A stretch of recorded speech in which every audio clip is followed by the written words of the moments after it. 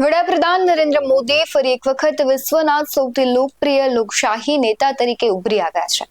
વિશ્વમાં સૌથી વધુ લોકપ્રિયતા મેળવવા બાબતે આપણા યશસ્વી વડાપ્રધાને ટ્રમ્પ અને મેલોની જેવા દિગ્ગજોને પણ પાછળ છોડી દીધા છે. ત્યારે ભારત અને ગુજરાત માટે ગર્વની વાત કહેવાય. નમસ્કાર, આપની સાથે હું ભગવતી વિશાવડિયા. વડાપ્રધાન નરેન્દ્ર મોદી ફરી એક વખત વિશ્વના સૌથી લોકપ્રિય નેતા બન્યા છે. ત્યારે business intelligent company morning consultant દ્વારા જાહેર કરેલા જુલાઈ 2025ના તાજેતરના સર્વેમાં રિપોર્ટ અનુસાર પીએમ મોદીને 75% અપ્રુવલ રેટિંગ મળ્યું છે. આ સર્વે 4 જુલાઈથી 10 જુલાઈ દરમિયાન હાથ ધરવામાં આવ્યો હતો અને તેમાં 20 થી વધુ દેશોના નેતાઓના રેટિંગનો સમાવેશ કરવામાં આવ્યો છે.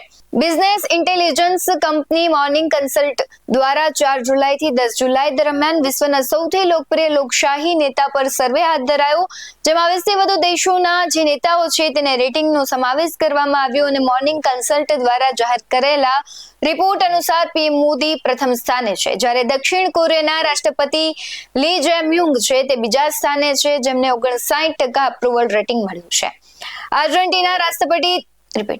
આર્જેન્ટિનાના રાષ્ટ્રપતિ ઝેવિયર મિલે ત્રીજા સ્થાને છે અને 57% એપ્રુવલ રેટિંગ તેમને મળ્યું છે.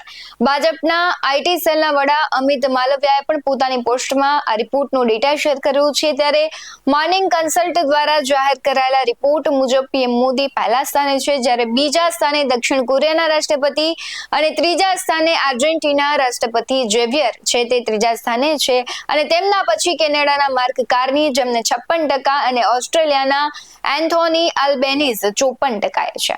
મોર્નિંગ કન્સલ્ટ દ્વારા 4 જુલાઈથી 10 જુલાઈ દરમિયાન આખો સર્વે કરવામાં આવ્યો છે અને જેમાં 20 થી વધુ દેશો છે તેમના નેતાઓ હતા, પરંતુ સર્વોચ્ચ સ્થાન છે વડાપ્રધાન પીએમ મોદીને મળ્યું છે, જ્યારે અમેરિકાના રાષ્ટ્રપતિ ડોનાલ્ડ ટ્રમ્પને 44% એપ્રુવલ રેટિંગ મળ્યું છે. જો કે 50% લોકો તેમની વિરુદ્ધ છે. સૌથી ઓછા લોકપ્રિય લોકશાહી નેતાઓમાં ફ્રેન્ચ રાષ્ટ્રપતિ ઇમેન્યુઅલ મેક્રોન અને ચેક રિપબ્લિકના વડાપ્રધાન પેટ્રો ફિયાલેનો સમાવેશ થાય છે, જેમને ફક્ત 18% એપ્રુવલ રેટિંગ મળ્યું છે અને જ્યારે 74% લોકોને તેમનાથી અસંતુષ્ટ છે અને ઇટાલીના જોર્જિયા મેલોનીને 40% એપ્રુવલ રેટિંગ મળ્યું છે. વડાપ્રધાન નરેન્દ્ર મોદીએ વધુ એક રાજકીય સિદ્ધિ પણ પ્રાપ્ત કરી છે અને પોતાના નામે કરી છે.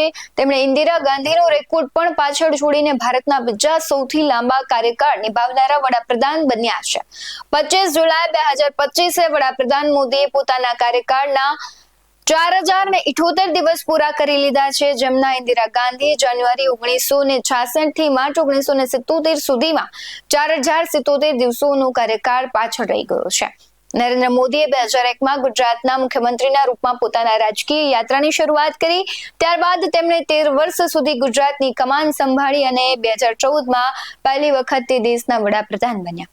2019માં ફરી વખત ભારે બહુમતી સાથે સત્તા પર બેઠા અને આ રીતે લગભગ મોદી છે 24 વર્ષથી રાજ્ય અને કેન્દ્રની ચૂંટાયેલી સરકારનો ભાગ રહ્યા છે અને તેનું નેતૃત્વ પણ કરી રહ્યા છે. નરેન્દ્ર મોદીનો આ લાંબો અને સ્થિર કાર્યકાળ જનતાના વ્યાપક સમર્થન અને તેમની નીતિના પ્રભાવને બતાવે છે. ત્યારે ઇન્દિરા ગાંધીએ પોતાના કાર્યકાળ દરમિયાન ઘણા એવા મોટા રાજકીય નિર્ણયો લીધા, તો બીજી તરફ પીએમ મોદી સરકાર છે તેમણે પણ આર્થિક સુધાર, ડિજિટલ ઇન્ડિયા, જનધન યોજના, પીએમ આવાસ યોજના અને આંતરરાષ્ટ્રીય સ્થળ પર ભારતની છબીને સશક્ત બનાવવા માટે મહત્વપૂર્ણ પગલાં લીધા છે. વડાપ્રધાનની આ ઉપલબ્ધિ તેમના મજબૂત નેતૃત્વને દર્શાવી રહી છે અને હજુ પણ પીએમ મોદી જે વિદેશોના પ્રવાસ કરી રહ્યા છે અને કહેવાય છે જે પશ્ચિમી દેશો છે તેની સાથે સંબંધો બનાવી રહ્યા છે, જેને લઈને ભારતને ઘણો બધો ફાયદો થાય છે. આવા જ વધુ અહેવાલો સાથે ફરી મળતા રહીશું. તમે અમારી યુટ્યુબ ચેનલને સબસ્ક્રાઇબ કરવાનું, અમને ફેસબુક અને ઇન્સ્ટાગ્રામ પર ફોલો કરવાનું ભૂલશો નહીં. બાકી અમને અપડેટ્સ મેળવવા માટે આપ જોતા રહો BS19 ન્યૂઝ. નમસ્કાર.